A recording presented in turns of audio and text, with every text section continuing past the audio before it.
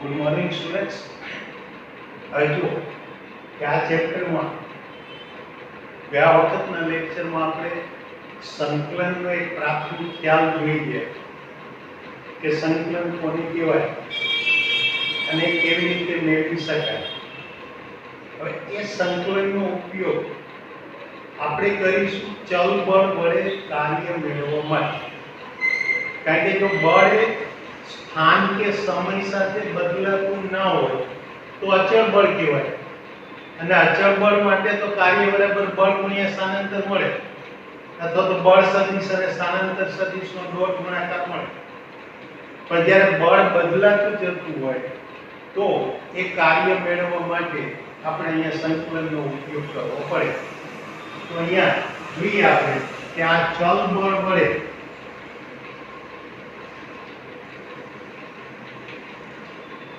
થતું કાર્ય મેળવીએ.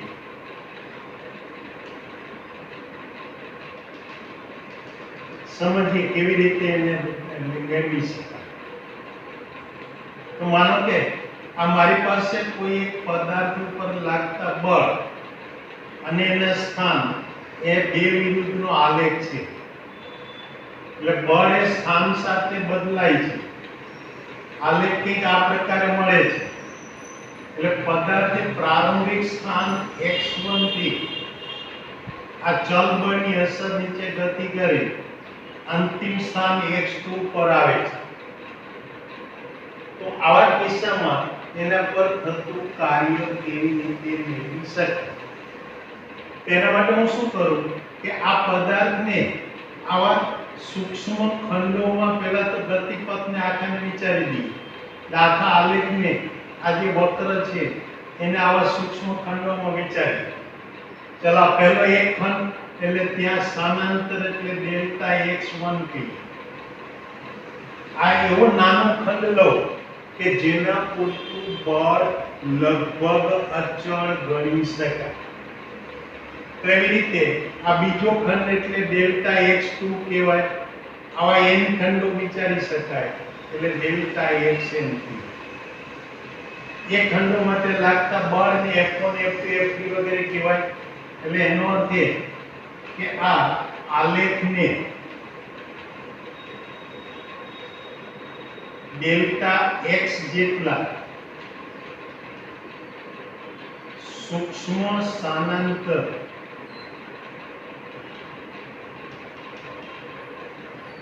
દર્શાવતા ખંડ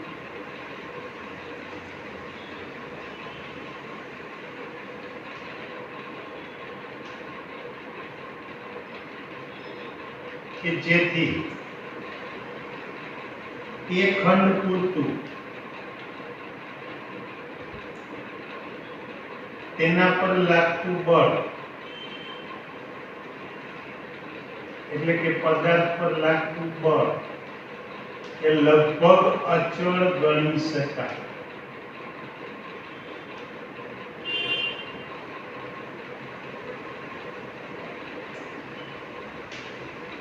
માટે આ ડેલ્ટા x સૂક્ષ્મ સ્થાનાંતર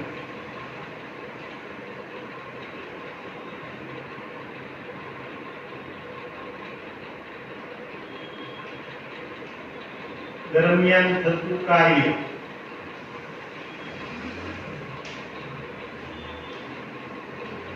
એ ડેલ્ટા w કહો કે એના બરાબર હું લખી શકું કે આ લાગતું બળ F ડોટ ડેલ્ટા x. હવે જો આવા બધા નાના ખંડો વિચારો તો આ રીતે હું એમ કહી શકું કે આ સમગ્ર આલેખને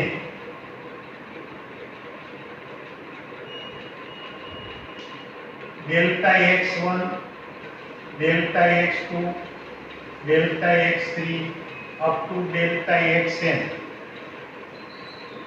આવા સૂક્ષ્મ ખંડોમાં વિભાજિત કરીએ. એટલે સૂક્ષ્મ ખંડોમાં કલ્પીએ.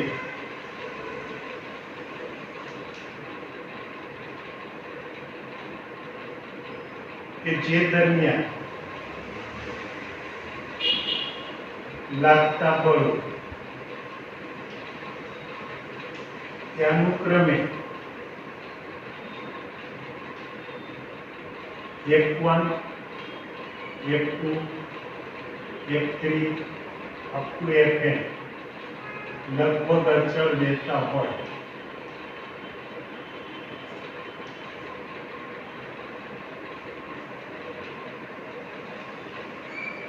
તો તમે કહી શકો કે x1 થી x2 સુધી થતું કાર્ય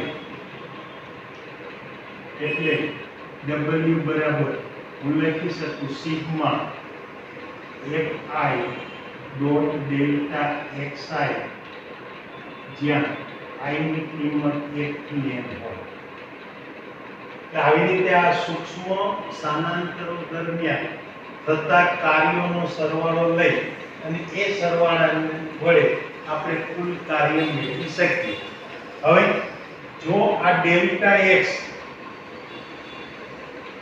અતિ સૂક્ષ્મ હોય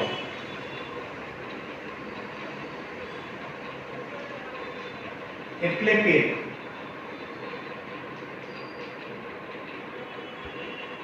તેમનું લક્ષ્ય this limit શૂન્ય હોય તો આપણને કાર્ય W બરાબર તો કુલ કાર્ય W બરાબર સંકલન f ડોટ dx જે x1 થી x2 એટલે પ્રારંભિક સ્થાનથી અંતિમ સ્થાન સુધીના વચ્ચેના નિયત સંકલન વડે મળે એટલે આ રીતે આ ચલ બળ વડે થતું કાર્ય એટલે કણના પ્રારંભિક સ્થાનથી અંતિમ સ્થાન વચ્ચેના આ f ડોટ dx સૂત્ર ઉપરના સંકલન કરવાથી મળે એટલે આ આપણને ચલ બળ વડે થતું કાર્ય મળે હવે આપણે સાબિત કરવું છે કે આ જે કાર્ય છે એ બળ વિરુદ્ધ સ્થાનાંતરના આલેખ વડે ઘેરાયેલા ભાગના ક્ષેત્રફળ જેટલું હોય તો અહીંયા આપણે અહીં સાબિત કરવું છે કે આ ચલ બળ વડે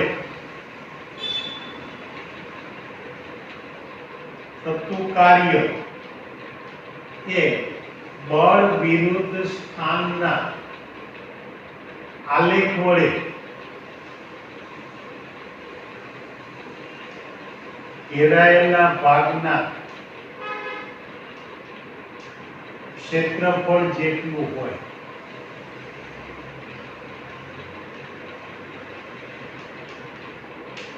જો અહીંયા મારે સમજવું હોય તો હું શું કરું કે આવો એક નાનો ખંડ વિચારું ચલો આ એક આવી લંબચોરસ પટ્ટી વિચારો ધારો કે આને સ્મોલ a કહો આ b આ c આ d અને આ e તો હું આમ કહી શકું કે આ આકૃતિમાં a b c d e a ભાગનું ક્ષેત્રફળ બરાબર ઊંચાઈ એટલે કે અહીંયા c d b c પહોળાઈ એટલે કે dc ચલો bc એટલે b પાસે લાગતું બળ મળે અને આ dc એટલે એના સ્થાનાંતર મળે એટલે કે આ ક્ષેત્રફળ બરાબર f ડેલ્ટા x એટલે એ દરમિયાન થતું કાર્ય મળે તો અહીંયા હું કહી શકું કે આ a b c d e a ભાગનું ક્ષેત્રફળ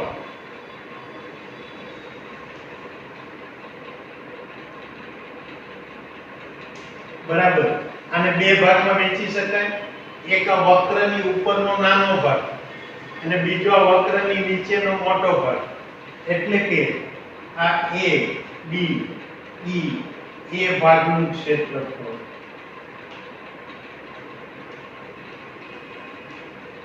વત્તા આ e b c d ઈ ભાગનું ક્ષેત્ર.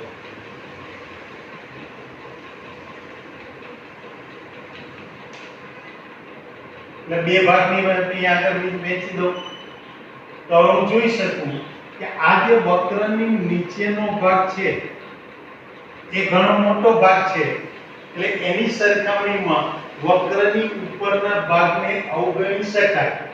એટલે કે અહીંયા આમ કહી શકાય કે પણ EBCDE ના ક્ષેત્રફળની સરખામણીમાં, ચલો એ સરખામણીમાં નાનો ભાગ એટલે કે ABEA નું ક્ષેત્રફળ અવગણી શકાય.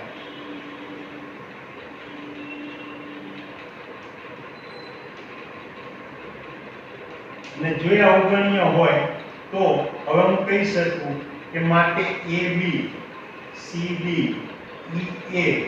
ભાગનું ક્ષેત્રફળ બરાબર આપણે આ મોટો ભાગ એટલે કે EBCDE ભાગનું ક્ષેત્રફળ આ બંને લગભગ સરખા લખી શકાય.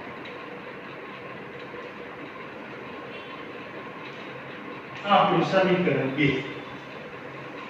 અને માટે કહેવાય કે આ રીતે કાર્ય ડેલ્ટા W બરાબર આ આલેખ નીચેના ભાગનું ક્ષેત્રફળ કહેવાય.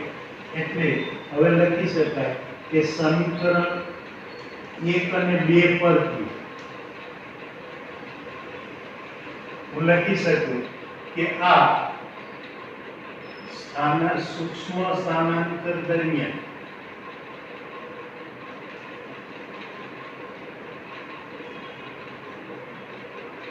થતું કાર્ય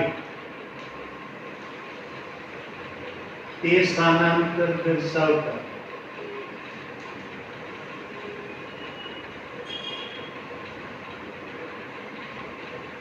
f વિરુદ્ધ x ના આલેખ વડે ઘેરાયેલા ભાગના ક્ષેત્રફળ જેટલું હોય.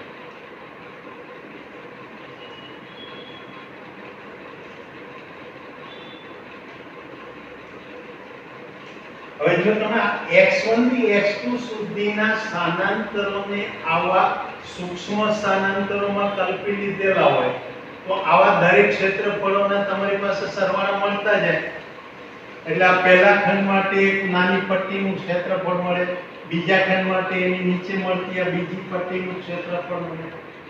આવી રીતે આ દરેક નાની પાતળી પટ્ટીઓના ક્ષેત્રફળો મળતા જાય અને એ બધાનો સરવાળો કરો એટલે આ કુલ ક્ષેત્રફળ મળે. એટલે આ રીતે જો આ સમગ્ર આલેખને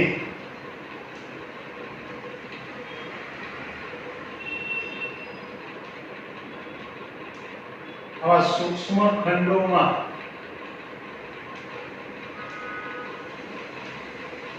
વહેંચેલ હોય તો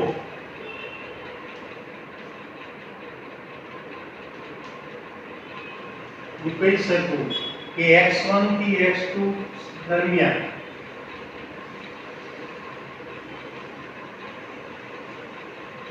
થતું કુલ કાર્ય તે f વિરુદ્ધ x ના આલેખ વડે ઘેરાયેલા ભાગના ક્ષેત્રફળ જેટલું થાય.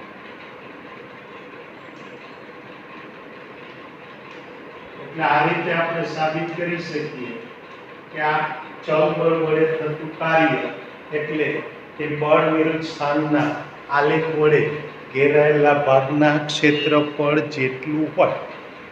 આ આપણે ચલ બળ વડે થતું કાર્ય મળે. હવે આના ઉપરથી આ ચલ બળના કિસ્સામાં આપણે કાર્ય ઊર્જા પ્રમેય પણ મેળવી શકીએ.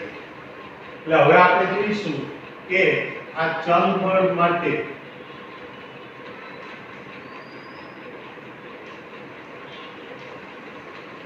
કાર્ય ઉર્જા પ્રમેય.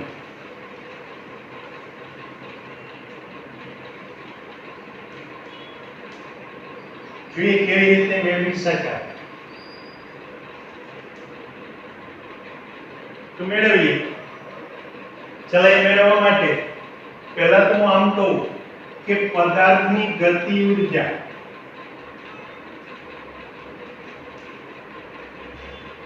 ચલો આને k કહું તો k બરાબર 1/2 mv². એટલે આપણને પદાર્થની ગતિ ઉર્જા મળે. ચલો આ જે ગતિ ઉર્જા છે એ ગતિ ઉર્જાનું હું સ્થાન x ની સાપેક્ષમાં અહીંયા આગળ પહેલા તો વિકલન કરું. ચલો આ વિકલન કરીશ તો એટલે કે આને હું સમીકરણ 3 કહું તો સમીકરણ 3 નું સ્થાન x ની સાપેક્ષે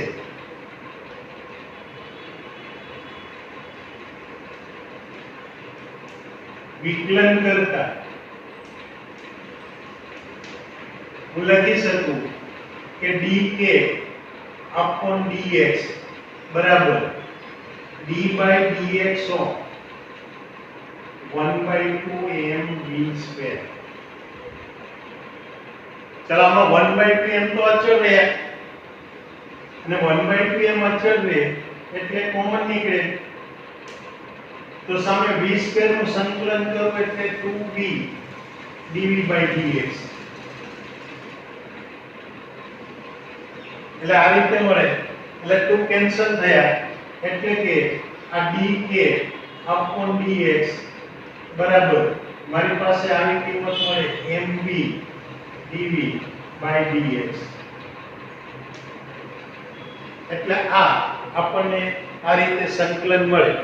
ચાલો આ સંકલન લીધા પછી હવે જો અહીંયા આગળ વેગ v1 થી v2 થતું હોય એટલે સ્થાન x1 થી x2 પર જતું હોય તો એ વખતે હું અહીંયા આ કઈ રીતે શોધી શકું. તો અહીંયા હું આમ કહી શકું કે dv/dx તો આ dv/dx છે એ મને શું આપશે તો કે mv dv/dx. ચલો dv એટલે શું થયું વેગમાં થતો ફેરફાર. dv એટલે વેગમાં થતો ફેરફાર. તો પહેલા તો હું આમાંથી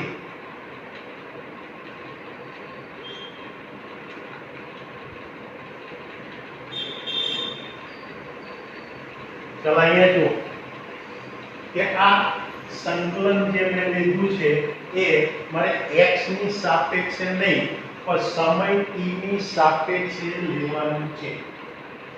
માફ કરજો કે અહીંયા ભૂલમાં મેં આ સંકલન એ x ની સાપેક્ષે લઈ લીધું છે પણ આપણે એ સંકલન એ અહીંયા આગળ સમય t ની સાપેક્ષે લેવાનું છે વિકલન.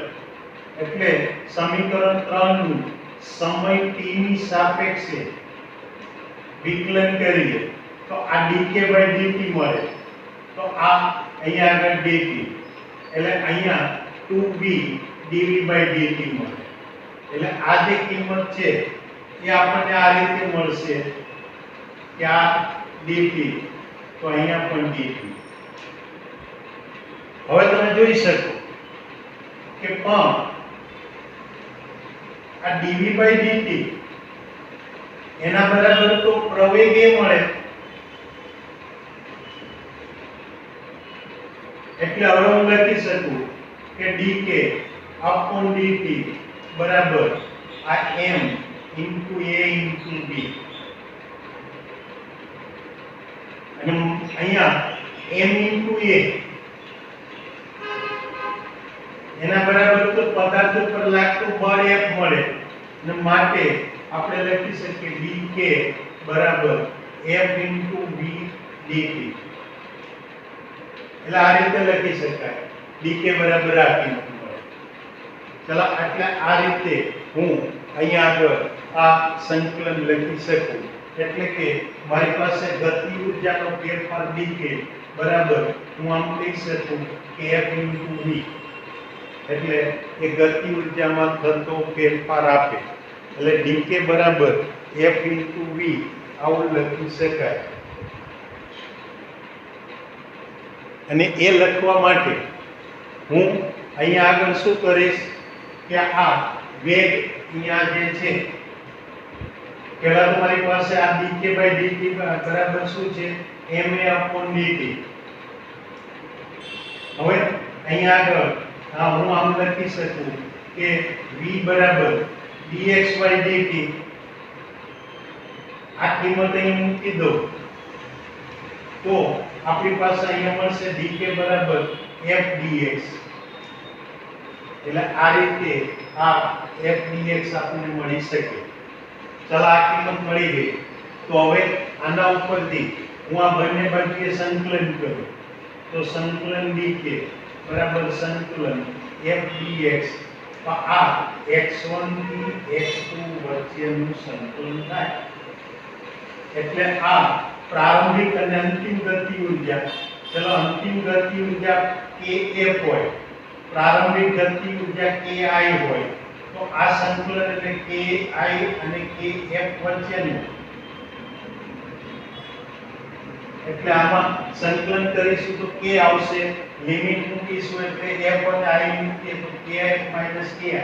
તો અહીંયા આગળ આ જે બળ છે એ બળ f ની જગ્યાએ હવે અહીંયા આગળ આ સંકલન કરીશ તો આ મને જે મળશે શું મળશે x²/2.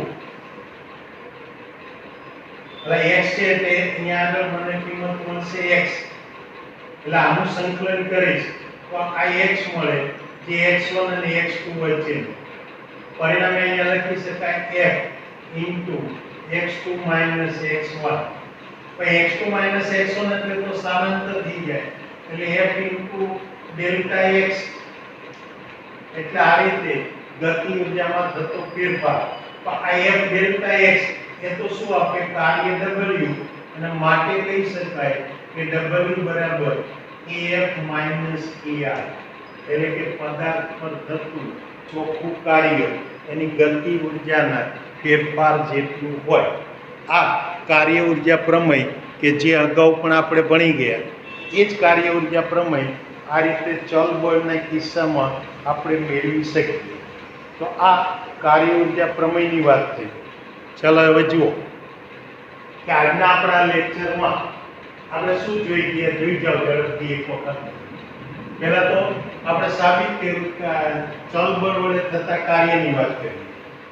તો એ કાર્યની અંદર પદાર્થ પર લાગતું બળ એ પદાર્થના સ્થાન સાથે બદલાતું હોય એવું ચલ બળ આપણે વિચારીએ છીએ. અને એ વિચારવા માટે એ બળ વિરુદ્ધ સ્થાનનો આપણે આલેખ દોરીએ.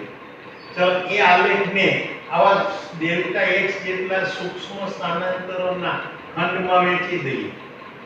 એ ખંડ એટલો નાનો લઈએ કે જે દરમિયાન લાગતું બળ એ લગભગ અચળ ગણી શકાય. હવે એ રીતે લઈએ તો એટલા સૂક્ષ્મ ખંડ પૂરતું કાર્ય ડેલ્ટા w બરાબર f ડોટ ડેલ્ટા x લખાય. આવા n ખંડો લઈ અને દરેક વખતના બળ શોધી એના ઉપરથી કુલ કાર્ય શોધવું હોય તો આ બધા ખંડો દરમિયાન થતા કાર્યોના સરવાળા વડે મેળવી શકાય. હવે જો આ સૂક્ષ્મ સ્થાનાંતર ડેલ્ટા x નું લક્ષ આપણે શૂન્ય લીધું હોય તો અહીંયા કહી શકાય કે કાર્ય બરાબર સંકલન f ડોટ dx મળે, કે જ્યાં પ્રારંભિક સ્થાન અને અંતિમ સ્થાન વચ્ચેનું આ નિયત સંકલન મારે લેવું પડે. એટલે આ રીતે ચલ બળ વડે થતું કાર્ય એટલે પેલા પદાર્થના પ્રારંભિક અને અંતિમ સ્થાન વચ્ચેના f ડોટ dx ના સંકલન વડે મળે. એ જ વસ્તુને આપણે સાબિત કરીએ કે આ જે કાર્ય છે એ કાર્ય એ f વિરુદ્ધ x ના આલેખ નીચે ઘેરાયેલા ભાગના ક્ષેત્રફળ જેટલું થાય. અને એના માટે આલેખના જે નાના ખંડો વિચારેલા છે એ ખંડો દર્શાવતા પાતળી પટ્ટીઓ વિચારો. એ પટ્ટીઓના ક્ષેત્રફળો લો તો એ ક્ષેત્રફળના બે ભાગ પડે. એક ભાગ એટલે વક્રની ઉપરનો અને બીજો વક્રની નીચેનો. પણ વક્રની ઉપર તો પાતળો ભાગ નાનો ભાગ હોવાથી અવગણ્ય થઈ જાય, એટલે આપણા સૂક્ષ્મ સ્થાનાંતર દરમિયાન કાર્ય એટલે વક્ર નીચેના ક્ષેત્રફળ જેટલું કાર્ય, અને આવા દરેક ખંડ વડે મળતા કાર્યોનો સરવાળો એટલે સમગ્ર આલેખ વડે ઘેરાયેલા ભાગનું કુલ ક્ષેત્રફળ થાય. એટલે આપણે કહી શકીએ કે અહીંયા ચલબળ વડે કાર્ય થતું હોય ત્યારે એ બળ વિરુદ્ધ સ્થાનના આલેખ વડે ઘેરાયેલા ભાગનું ક્ષેત્રફળ એ આપણને કુલ કાર્ય આપે. હવે આવા ચલબળની અસર નીચે કાર્ય થતું હોય તો એના માટે કાર્ય ઉર્જા પ્રમેય લઈએ. જ્યારે કાર્ય ઉર્જા પ્રમેય જોઈતું હોય તો હું શું કહું કે પહેલા તો પદાર્થની ગતિ ઉર્જા એટલે કે k બરાબર 1/2 m². આ ગતિ ઉર્જાનું સમય t ની સાપેક્ષે વિકલન કરીએ. ચાલો વિકલન કરીએ એટલે અહીંયા આગળ આપણને dk/dt બરાબર શું મળશે? mv dv/dx અલા dv/dt. પણ dv/dt એટલે તો પ્રવેગ એ આપે, અને માટે dk/dt બરાબર m * a * v/dt.